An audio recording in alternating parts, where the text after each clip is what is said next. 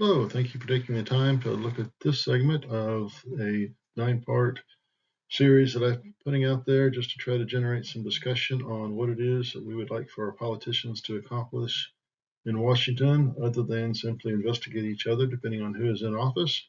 So I put down some thoughts on 9 areas that I would like for the parties to address in their platforms going forward as we head into the 2024 election, which now we're in a 2-year election cycle all the time. I hope that some of this stuff is accomplished before then, but at the very least, I hope that each party considers these topics and others. Look forward to getting your feedback on this and other ideas that you might have so that we can continue this discussion here and with whomever else you might come into contact. Thank you very much for your time. Appreciate your feedback. Social Security reform, the elephant in the room that nobody ever wants to talk about. For all my life, I've heard dire warnings that in 10 years, 20 years, Social Security is going to be insolvent, or at the very least, Social Security will not be able to pay out what has been promised. I think Social Security reform, I think Social Security, pensions, there are several things that we have in our economic structure, particularly when it comes to federal and state governments, where we have made promises, and I would suggest probably knowingly, that we ultimately knew we would not be able to keep. Anytime you make a promise about future payment that is independent of the actual money you have from which to make that payment, you're gambling or lying with the people that you're making that promise to. There is no way to know for sure what income will be, what the economy will be like in 10 years. We can try to project, but to promise somebody you work hard this year and in 10 years I'll pay all of your health care is an empty promise. And Social Security, I believe it was Governor Perry, when he was running for president, talked about Social Security being a Ponzi scheme. The degree to which Ponzi scheme is simply a promise to pay future returns based on current receipts. If that's a Ponzi scheme, then Social Security ultimately is that. And the degree to which we have an aging population drawing more and more on Social Security against a smaller workforce, it seems to me quite clearly. In fact, I just heard statistics a couple of days ago that when Social Security was enacted, there was a 40-to-1 payer to payee ratio, and now it's 4-to-1, and that ratio is growing smaller, and the people who are drawing on Social Security are living longer and drawing from it longer. So Social Security reform. Easiest thing to me seems to be to remove the cap on earnings subject to Social Security. Have not found out, and I haven't stopped, I guess, really to look too long, but I have not found why there was a cap on Social Security earnings to begin with, or on Social Security tax relative to earnings to begin with.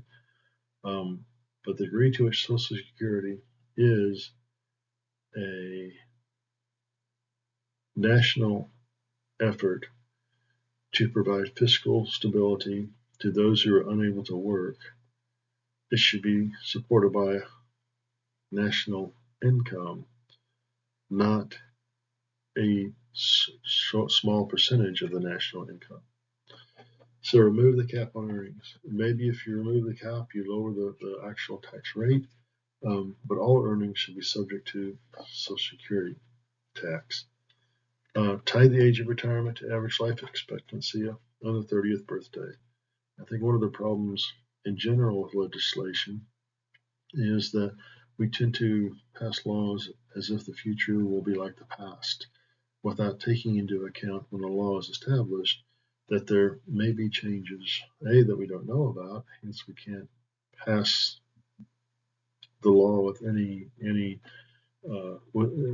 we can't pass a law that addresses things we don't know about. But there are things that may change that we might be aware of.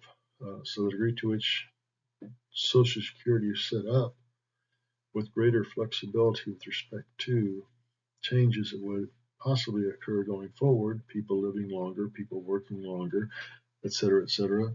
We need to make that correction now.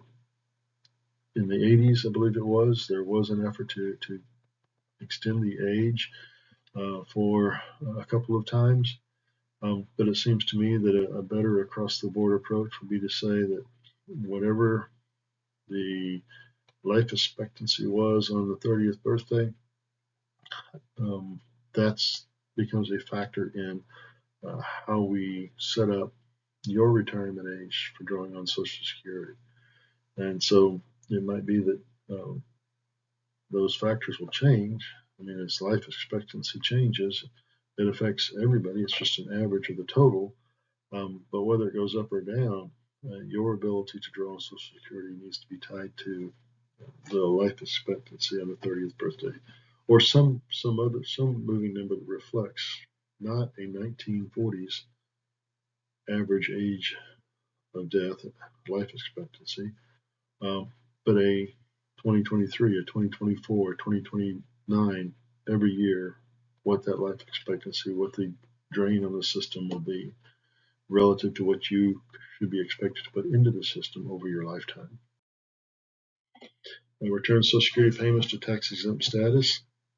I believe it was under George Bush. What was it, 43? The second George Bush, the younger one, under President Bush, that a tax on Social Security income was enacted.